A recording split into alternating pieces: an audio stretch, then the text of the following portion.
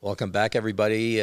Keys and Gears here. We're doing part 4 of if you're a current homeowner, how do I improve my value in my home? So we've gone over kitchen, bathroom, we've gone over the front of the house.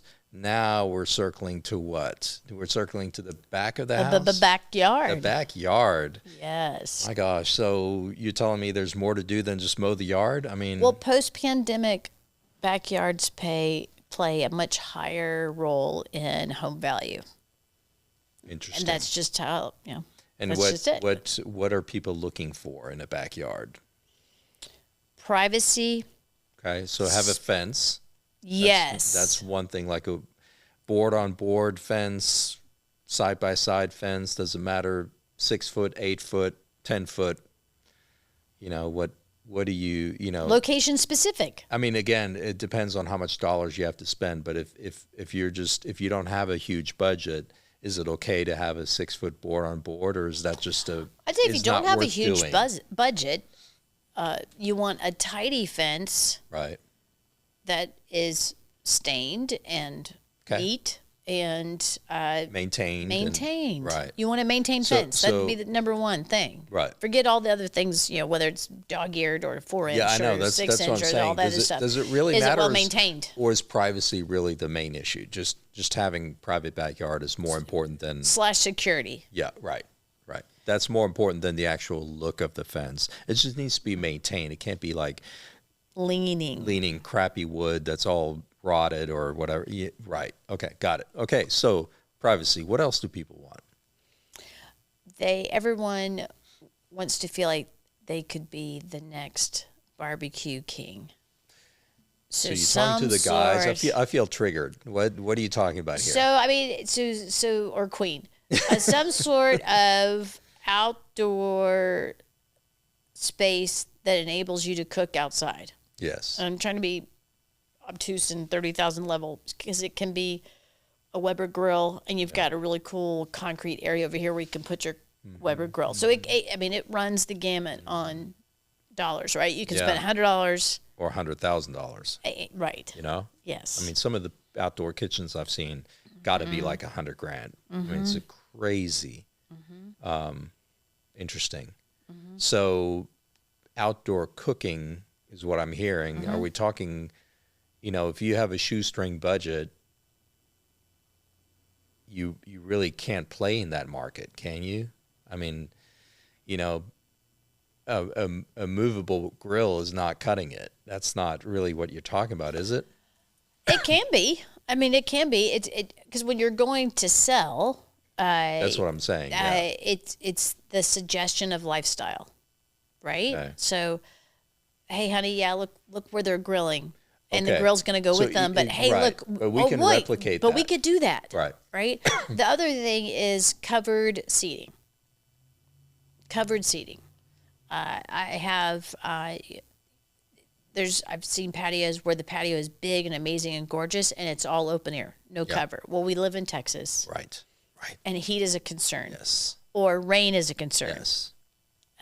So you So, need. so on a shoestring, you may be able to get by maybe with a trellis, but that's not ideal because it's not really covered. Ooh, one of my favorite. Here's You a know? home hack. One of my favorite shaded, quick shade backyard wows is the sail. They say Yes. they sell sails. Say that 10 times fast, Bess.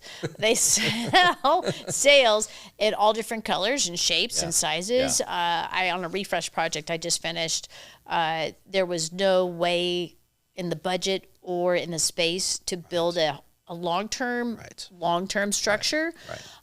We splashed out on a better than average sail that was 13 feet long and 10 feet wide. These are canvas. For those of you that don't know what a sail is, canvas with eye hooks, with eye loops that are tied to poles and things like that. And they can look really cool, like architecturally cool. Yes.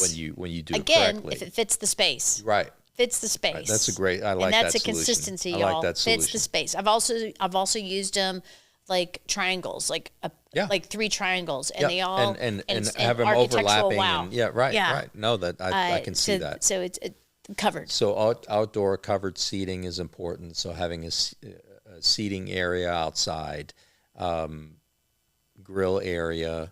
What else would be manageable in a decent budget without going all out? You know, what else? Like water features, are those important or not really? Mosquitoes are always a concern. Exactly. And mosquitoes only grow in stagnant water, not moving Right. water. But Right, correct. most people don't think that. They just think mosquito. So for the buyer, if you're selling, the buyer will look at it as a negative, maybe. Right.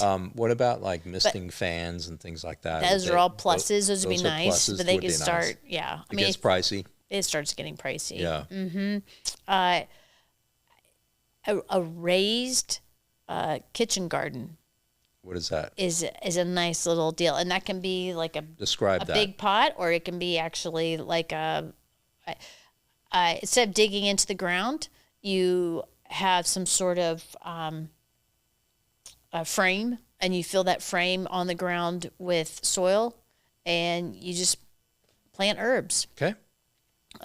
Herbs are, most of them are perennials. Yes. In other words, no care except for water. Not hard to grow. Not hard to grow, and they go and they go Right. and they go and they go. And I've had both. I've had buyers actually walk into a house and they're like thinking, and they go in the backyard and they're like, "Oh my gosh, honey, we love to cook together. Look, they already have there's already a kitchen garden here." They're excited. It's a selling point to them. It's amazing how it's not a hard thing to build and do, but how many people are, oh, I'll do that next year, and next year never comes. So if your house already has it, that's a big selling point. Absolutely. Right, and especially since one of my favorite quick raised bed garden structures, if you will, is comes in a roll, and it's a corrugated roll kit. I know what you mean. That's got the rubber deal, and you just Yeah. you unroll it. It Super comes in a box. user-friendly. You Super unroll it, user-friendly. and fill it. They to even done. sell on the big box online A store. They even sell kits for raised yards that are actually pretty inexpensive, and they come in beautiful wood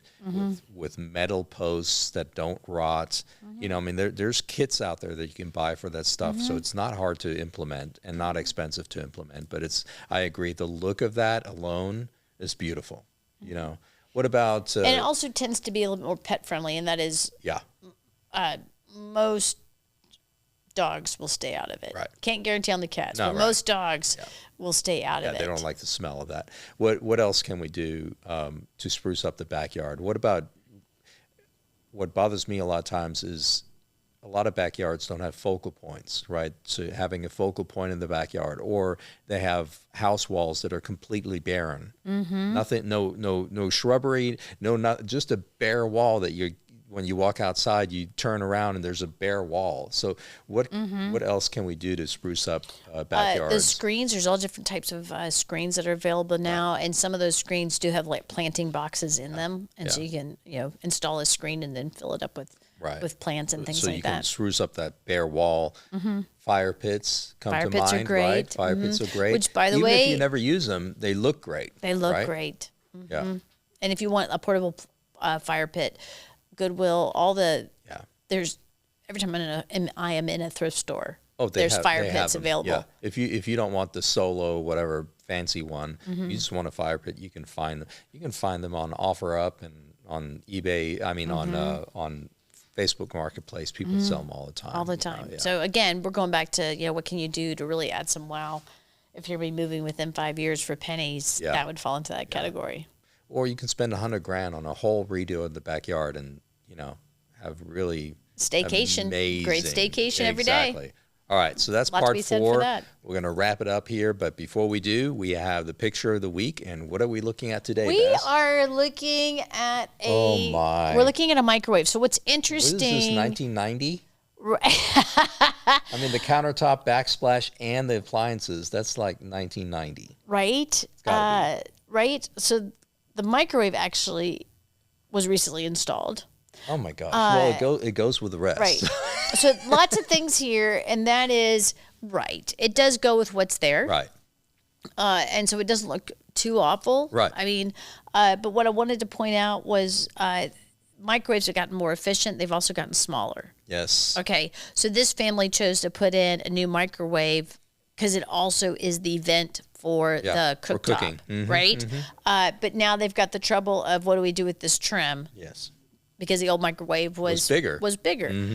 So a solution that I wanted to point out to people is if you don't want to do this, you can get self-venting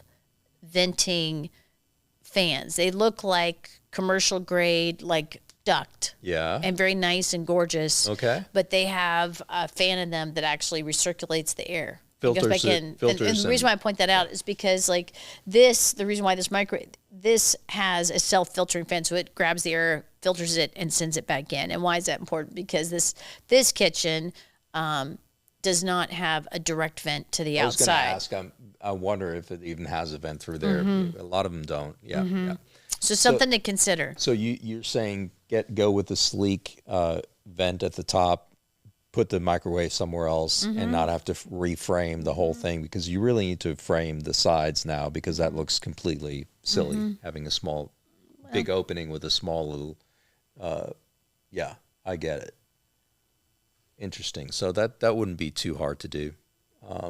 There's always solutions. Yeah. There's always solutions. Don't settle. Don't settle in life. Don't settle in your house. Right. We can get things figured out. Ask Bess, call her and say, I have this old microwave. It left a big hole. What do I do? What do we do? She'll give you the advice. We can figure it out. Right?